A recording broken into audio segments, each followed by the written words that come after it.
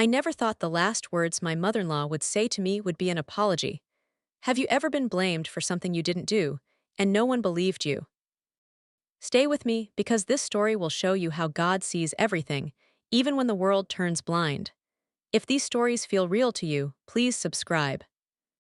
I'm standing in a hospital corridor right now, holding a letter that wasn't meant to be opened until after she was gone. My hands are shaking.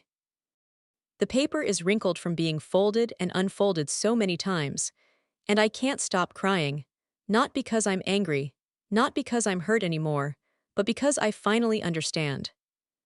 Her name was Margaret, she was my mother-in-law, and for 7 years she hated me, or at least that's what I thought. She blamed me for things I never did. She turned my husband against me. She made my children doubt their own mother. And through it all, I stayed silent. I prayed. I cried in locked bathrooms. I smiled at family dinners while my heart was breaking. But I never fought back. People told me I was weak. My own sister said I should leave. My friends said I deserved better, but something inside me whispered, wait. Just wait a little longer. I didn't know what I was waiting for. I just knew that God was asking me to stay quiet, to stay kind, to stay in a house that felt like a battlefield. And now, with this letter in my hands, I know why. Let me take you back to the day it all started. The day my life changed forever. It was a Tuesday. I remember because Tuesdays were always laundry days. I was folding my son's little shirts when my husband, David, walked into the bedroom. His face was pale, his hands were clenched, and I knew. I just knew something terrible was about to happen. He didn't say hello, he didn't ask how my day was. He just stood there, staring at me like I was a stranger. Then he said it. 5 words that shattered everything. My mother saw the messages. I froze, my heart stopped. Messages? What messages? I didn't understand. I looked at him, confused, scared, trying to read his face. But all I saw was anger, cold, hard anger. What are you talking about? I whispered. He threw his phone on the bed. The screen was cracked, but I could still see it. Screenshots, text messages. Messages I had never sent. Messages to a man I didn't even know. Messages that were inappropriate, flirty, wrong, but they weren't mine. I picked up the phone with trembling hands. I read the words. My name was at the top, my profile picture, but those weren't my words. I tried to explain. I tried to tell him I didn't send those, that someone must have hacked my account. That this was a mistake, a horrible, terrible mistake, but he didn't believe me. David, please, I begged. You know me. You know I would never. My mother found these, he said, his voice ice cold. She was using your phone to call my aunt, and these messages popped up. She saw everything. I felt the room spinning. Margaret. Of course it was Margaret. She had always watched me like a hawk. Always waiting for me to slip up. Always looking for a reason to prove I wasn't good enough for her son. And now she had her proof, fake proof, but proof nonetheless. I tried to speak, but no words came out. I wanted to scream. I wanted to show him the truth. But how do you prove you didn't do something when the evidence is right there, staring back at you? David turned away from me. He walked to the door, then stopped. Without looking back, he said, I don't know who you are anymore. And he left. That night I didn't sleep. I sat on the bathroom floor, hugging my knees, sobbing so hard I thought I'd break. I prayed. I begged God to show the truth, to fix this, to make them see. But heaven was silent. The only sound was my own heartbreak echoing off the cold tiles. The next morning, everything changed. Margaret moved into our house. She said it was to help with the kids while David and I figured things out. But I knew the truth. She was there to watch me, to punish me, to make sure I suffered. And suffer I did. She took over the kitchen. She told the children I was too tired to make breakfast. She whispered to David when I wasn't looking. She changed the locks on the bedroom doors and told me it was for safety. My own home became a prison, and I was the accused, with no trial, no defense, no mercy. But I stayed. Because somewhere deep inside, I heard that whisper again. Wait, just wait, so I did. And now, 7 years later, standing in this hospital with her letter in my hands, I finally know what I was waiting for. The truth. If these stories feel real to you, please subscribe. Let me tell you how it all began. Not the lies, not the accusations, but the beginning, the real beginning, when life was simple, when I believed love could conquer anything. My name is Emily. I'm 34 years old. I have two beautiful children, a son named Jacob, who just turned 9, and a daughter named Lily, who's 6. They have my eyes and their father's smile. And for a long time, that smile was enough to get me through the hardest days. I met David when I was 23. I was working as a nurse at a community clinic. He came in one afternoon with his mother. She had twisted her ankle at the grocery store, and he was worried. I remember thinking how sweet that was. A grown man, so concerned about his mom. It made my heart warm. He was kind, soft-spoken, gentle.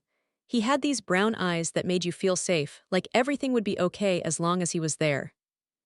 We talked while I wrapped Margaret's ankle. He made me laugh, and when he asked for my number, I didn't hesitate. We dated for 2 years. It was beautiful. He brought me flowers every Friday. We went to church together on Sundays. He talked about the future like it was a promise we were both making to God. And I believed him. I believed in us. Margaret liked me back then. Or at least she pretended to. She was polite. She smiled. She invited me to family dinners and asked about my work. I thought I was lucky. I thought I was marrying into a good family. A loving family, but I didn't see the cracks. I didn't notice how she corrected everything I did, how she'd refold the napkins I'd just folded, how she'd remake the bed after I made it, how she'd hum disapprovingly when I chose the wrong dress or cooked the wrong meal. I thought she was just particular. I thought it was her way of caring. I was so naive. When David proposed, it was perfect. He got down on one knee in front of the whole family at Thanksgiving dinner. Everyone clapped. Margaret cried, and I thought those were tears of joy. Looking back now, I wonder if they were. We got married 6 months later. It was a small wedding. My parents had passed away when I was 19, so I didn't have much family. It was mostly David's side, his cousins, his aunts and uncles, and Margaret, of course, sitting in the front row, watching me walk down the aisle with a smile that didn't quite reach her eyes. But I was too happy to notice the first year of marriage was hard, but I thought that was normal. We were adjusting, learning each other. David worked long hours as an accountant. I worked night shifts at the hospital. We barely saw each other. But when we did, it was good. We'd stay up late talking. We'd hold hands in the dark. We'd pray together before bed. Then I got pregnant with Jacob. Everything changed. David was overjoyed. He cried when I showed him the test. He called his mother immediately. And that's when she started coming over, every day. Sometimes twice a day. She'd bring groceries. She'd clean the house. She'd tell me what to eat, what not to eat, how to sleep, how to sit. At first, I thought she was being helpful. But then it became suffocating. She had opinions about everything: the color of the nursery, the name we chose, the hospital we picked. She even tried to be in the delivery room with me. David always took her side. "She's just trying to help Emily," he'd say. "She raised me, she knows what she's doing." And I'd nod, I'd smile. I'd swallow my frustration and tell myself it was temporary, but it never was. After Jacob was born, Margaret practically moved in. She stayed for 3 months. She took over everything. The feeding schedule, the diaper changes, the way I dressed him, the way I held him. I started to feel like a guest in my own home, like I wasn't a good enough mother. David didn't see it. Or maybe he didn't want to. When I tried to talk to him about it, he'd get defensive. "She's my mother, Emily. She's just trying to help. Why do you always have to make things difficult?" I stopped trying after that. When Lily was born 2 years later, it was the same thing all over again. Except this time, I was too tired to fight. Too exhausted to care. I let Margaret take over. I let her criticize me. I let her make me feel small. And somewhere along the way, I started believing her. Maybe I wasn't a good wife. Maybe I wasn't a good mother. Maybe I was the problem. That's what 7 years of constant criticism does to you. It breaks you down. It makes you doubt everything, even yourself. But through it all, I kept praying. I kept asking God to give me strength, to help me be patient, to show me the way. I read my Bible every morning before the kids woke up. I found comfort in the verses about endurance, about faith, about trusting God even when you can't see the path, and I held on. I held on to the hope that things would get better. That Margaret would soften. That David would see me again. Really see me. The way he used to, but then the messages happened. And everything I'd been holding on to crumbled. If these stories feel real to you, please subscribe. The days after David found the messages were the darkest of my life. Margaret didn't just move in. She took over, completely. She told the children I was sick and needed rest. She cooked all the meals. She did all the school pickups. She answered the door when my friends came by and told them I wasn't available. I became invisible in my own home. David stopped talking to me. He slept in the guest room. He'd come home from work, kiss the kids, have dinner with his mother, and then disappear into his office. He wouldn't look at me, wouldn't acknowledge me. It was like I didn't exist. And Margaret, she watched me like a hawk. Every move I made, every word I said, she was waiting for me to slip up. To prove that I was guilty, but I wasn't, and that's what hurt the most. I tried to explain to David. I tried to show him that those messages weren't mine. I asked him to check my phone. To look at the metadata. To see that the timestamps didn't match. That I was at work when those messages were supposedly sent. But he wouldn't listen. "My mother doesn't lie," he said coldly. She saw what she saw. I wanted to scream. I wanted to shake him. I wanted to make him see. But all I could do was stand there, helpless, as my marriage fell apart. Margaret began planting more seeds. Little comments. Little lies. She'd tell David I was talking to men at the grocery store, that I was dressing inappropriately, that I was neglecting the children. None of it was true, but David believed her, every single word. He started checking my phone, my emails, my social media. He'd ask me where I was going, who I was with, what I was doing. I felt like a criminal, like I had to prove my innocence every single day. And I couldn't, because how do you prove something that isn't there? The children started to notice. Jacob would ask me why Grandma was always there, why Daddy was sleeping in the other room, why I was always crying. I'd wipe my tears and tell him everything was fine, but he's a smart boy, he knew. Lily was too young to understand, but she started clinging to Margaret more than me, and that broke my heart.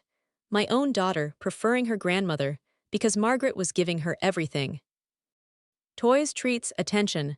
While I was too exhausted, too heartbroken to even function, I started losing weight.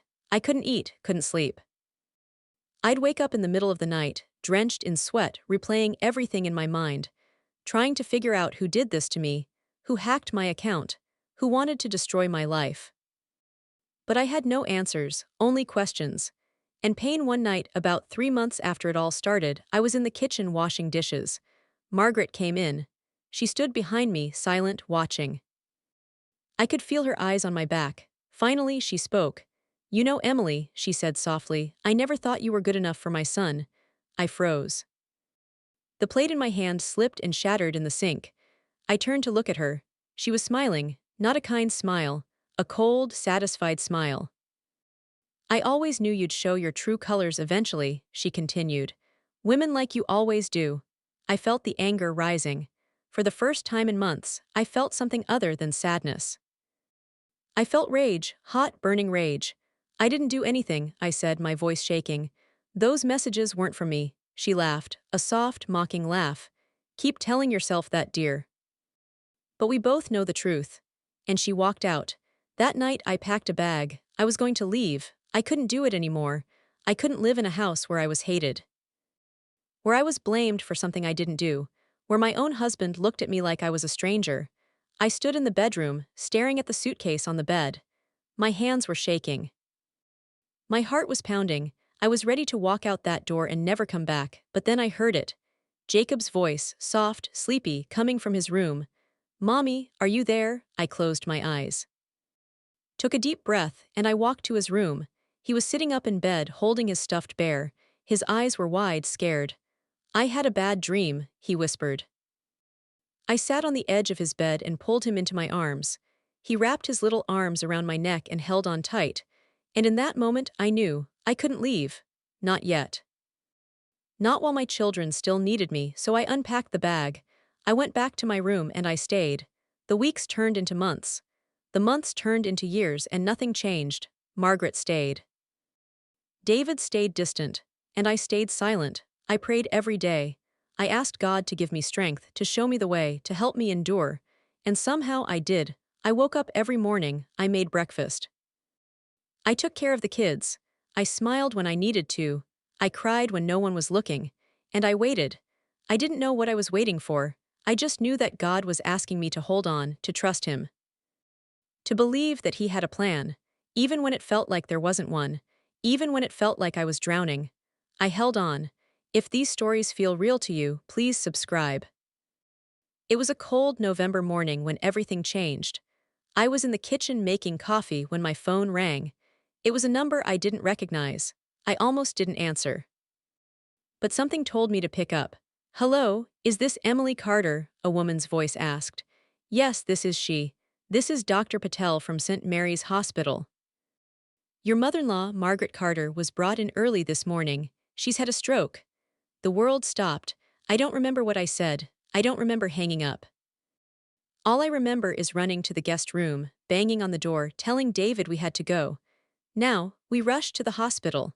David was silent the whole way.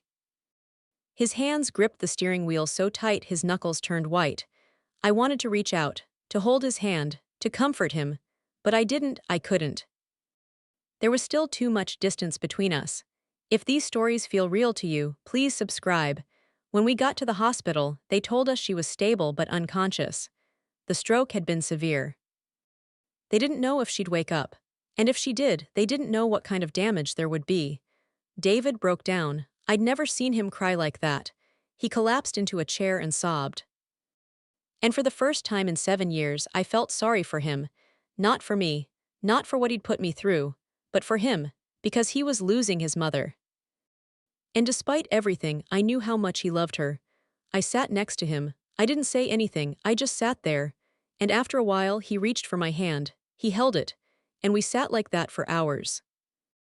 Waiting, praying, hoping. Margaret stayed in the hospital for 3 weeks. During that time, David and I were forced to be together, to talk, to coexist. It wasn't easy. There were still walls between us, still so much hurt, but something shifted. One night, sitting in the hospital cafeteria, he finally spoke. "I don't know what to do, Emily," he said quietly. "If she doesn't wake up, I don't know how to say goodbye." I looked at him, really looked at him, and I saw the boy I fell in love with, the boy who cared so much about his mother. The boy who was scared and lost and hurting. "She'll wake up," I said softly. "She's strong." He nodded, but his eyes were full of doubt. "Emily," he said after a long pause. I've been thinking." My heart started racing. I didn't know what he was going to say. Part of me hoped he'd finally apologize, finally admit he was wrong, finally see the truth, but he didn't.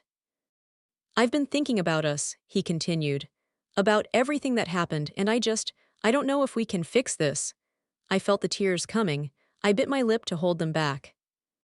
"I didn't do it, David," I whispered. "I swear to God I didn't send those messages." He looked at me, and for a moment, just a moment, I saw doubt in his eyes.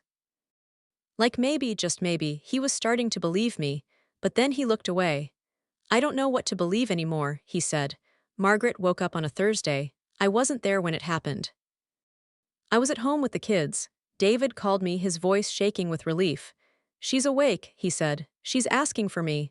I told him I'd come right away, but he stopped me. "Not yet," he said. "Let me talk to her first." Alone, and he hung up. I sat on the couch staring at the phone. Something felt off. Something felt wrong. But I didn't know what. An hour later, David came home.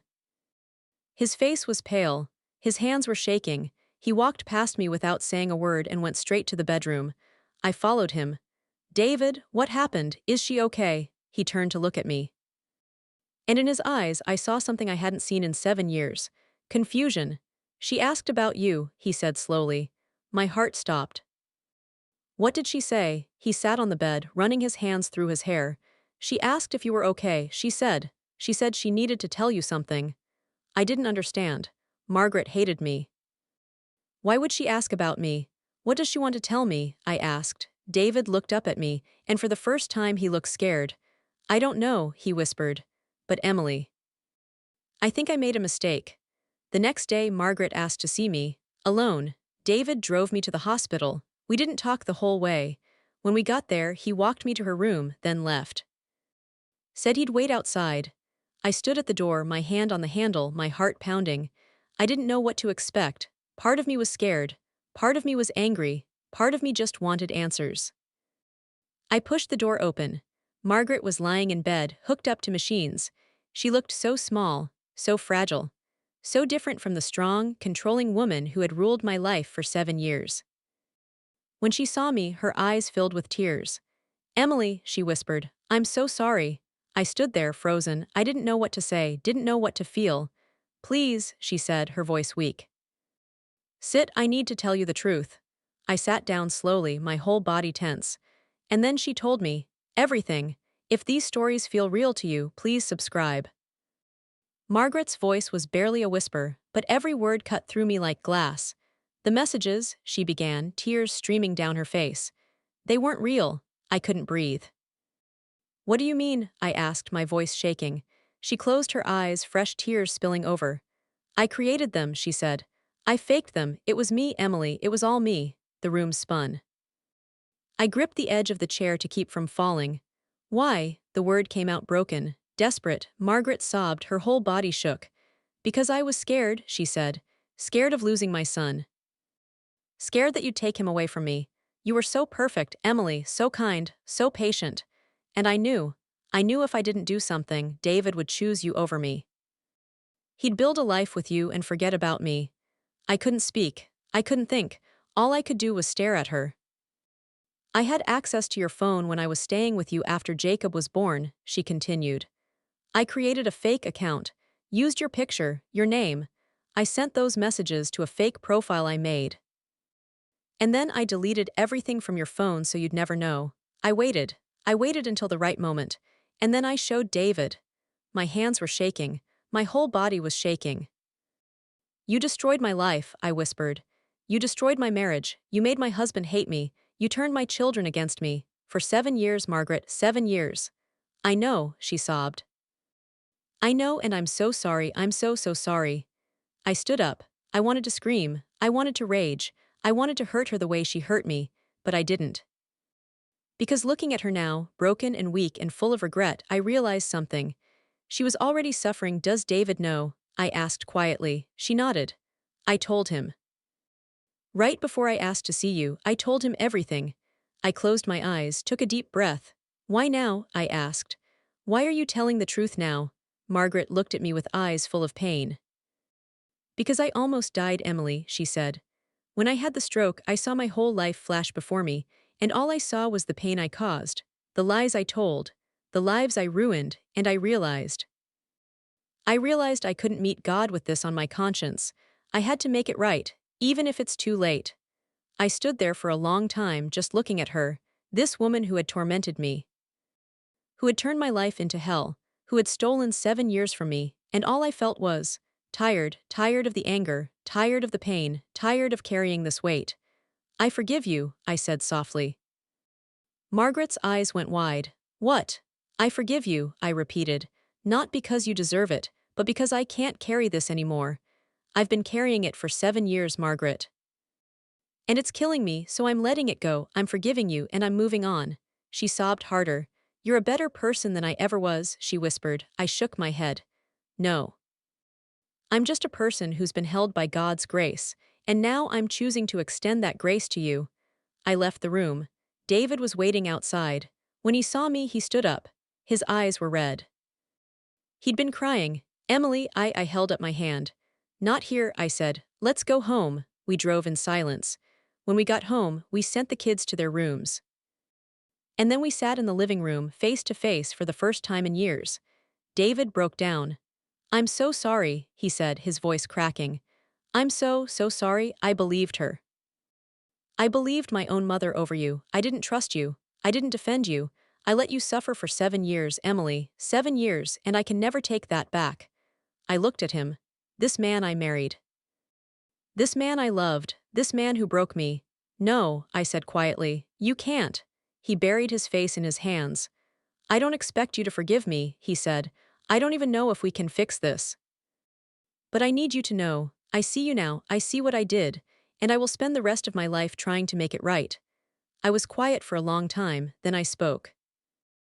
David, I've spent 7 years being invisible in this house. 7 years being blamed for something I didn't do. 7 years wondering if I was crazy, if I was the problem. And you let me believe that. He nodded, tears streaming down his face. I know. I don't know if I can trust you again, I said honestly. I don't know if we can go back to what we were. I understand, he whispered. But, I continued, I believe in marriage. I believe in the vows we took. And I believe that God can heal anything. Even this, so I'm willing to try, not for you, not for your mother, but for me, for our children. And for the God who carried me through the darkest 7 years of my life. David looked up at me, hope flickering in his eyes. You'd really give me another chance. I took a deep breath. Yes. But it won't be easy, and it won't be quick. We'll need counseling. We'll need time. We'll need to rebuild everything from the ground up. And you'll need to prove to me every single day that you see me, that you trust me, that you choose me. I will, he said immediately. I will. I promise. That night, David slept in the guest room again, not because I asked him to, but because he understood. He understood that forgiveness doesn't mean everything goes back to normal.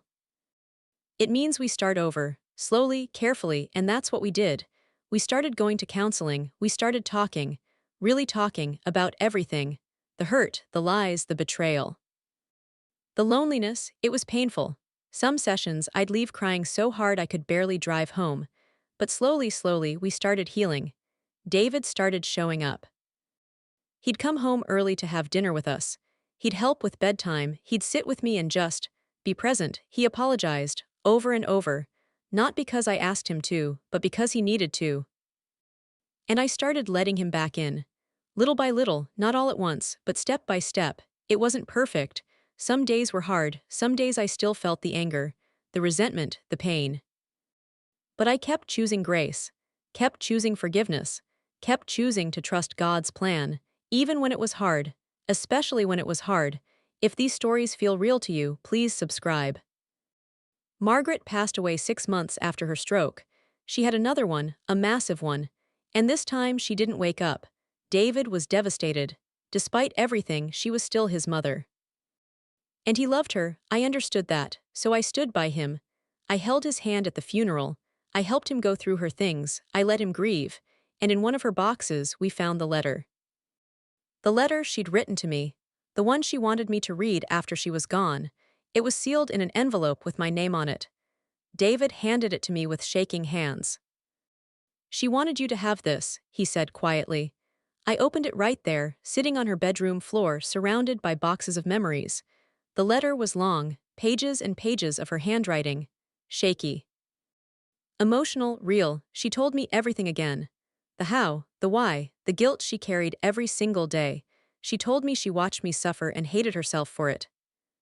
She told me there were so many times she almost told the truth, but she was too afraid, too ashamed. She told me she saw the way I prayed, the way I stayed kind even when she was cruel. The way I took care of her son and her grandchildren even when I had every reason to leave. And she said it broke her. Because she realized too late that I was exactly the kind of woman David needed. The kind of woman she should have welcomed. The kind of woman she should have cherished. But instead, she destroyed me, and she spent her last days asking God to forgive her. She ended the letter with these words. Emily, you are stronger than I ever was, kinder than I ever was, more faithful than I ever was. You stayed when anyone else would have left. You forgave when anyone else would have hated. You trusted God when the world gave you every reason not to. And because of you, I learned what grace truly means. Thank you for showing me the love of Christ, even when I didn't deserve it. I'm sorry I couldn't be the mother you deserved, but I'm grateful you were the daughter I needed. May God bless you for the rest of your days, and may He give you everything I tried to take away. With all my regret and all my love, Margaret, I cried. I cried so hard I couldn't breathe. Not because I was sad, but because I finally understood. All those years, all that pain, all that waiting, it wasn't for nothing. God was using it, using me, using my silence, my patience, my faith. To reach a woman who was so broken, she didn't know how to love. And in her final days, she found the truth. Not just the truth about what she did, but the truth about who God is. And that changed everything today. 3 years later, life is different. David and I are still together. It wasn't easy. There were days I wanted to give up, days I doubted. Days I wondered if forgiveness was worth it, but we made it. We rebuilt our marriage, stronger, healthier, based on trust and communication and God's grace. Jacob is 12 now, Lily is 9. They're happy, they're whole, they don't remember the hard years, or maybe they do, but they've seen us fight for our family, and that's taught them something valuable. That love isn't perfect, but it's worth fighting for. David is a different man now. He listens, he sees me, he chooses me every single day. He tells our kids stories about how strong their mother is. How she stayed when she could have left, how she forgave when she could have hated, and I remind him that it wasn't me, it was God. God gave me the strength. God gave me the patience. God gave me the grace. I was just continue 10:48 p.m. Deent. If these stories feel real to you, please subscribe. I think about Margaret often, not with anger, not anymore, but with peace. Because I know that in the end, she found redemption. She found forgiveness. And she found God.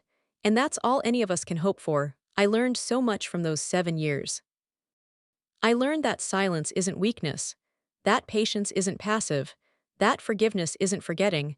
I learned that God sees everything, even when no one else does, even when you feel invisible, even when you feel forgotten.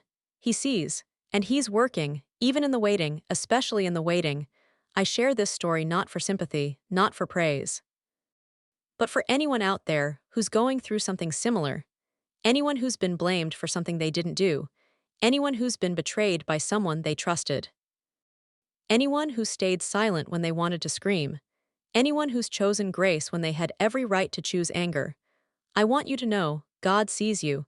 He sees every tear you've cried in secret, every prayer you've whispered in the dark, every moment you chose kindness when the world chose cruelty, and He's keeping track, not to condemn you, but to honor you. Because one day the truth will come out. One day the lies will be exposed. One day justice will be served, maybe not in the way you expect, maybe not in the timing you want, but it will come. And when it does, you'll understand why you had to wait. So if you're in the waiting right now, hold on. Hold on to your faith. Hold on to your hope. Hold on to the belief that God is good, even when life isn't.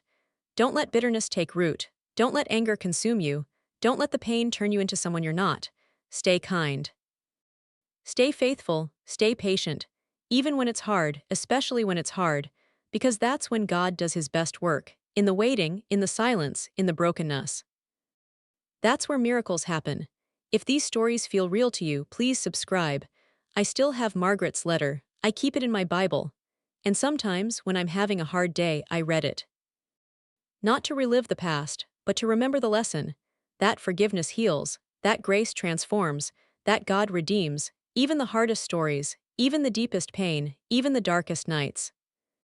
He redeems it all, and uses it for good. So to anyone listening tonight, whoever you are, wherever you are, whatever you're going through, don't give up. Don't lose hope. Don't let the world convince you that kindness is weakness. It's not. It's the strongest thing you can do, and God sees it. He's proud of you, He's holding you, and He's working on your behalf. Even now, especially now. If these stories feel real to you, please subscribe. And this is where my story ends tonight. Life doesn't always give us answers right away. Sometimes, God asks us to stay patient, stay kind, and stay silent, not because we are weak, but because He sees what others do not. If this story touched your heart, take a moment to reflect. Maybe someone needed this reminder today. Thank you for listening with an open heart. May God see every silent struggle and replace pain with peace. Until next time. This was Voice of Anti-Universe. If these stories feel real to you, please subscribe.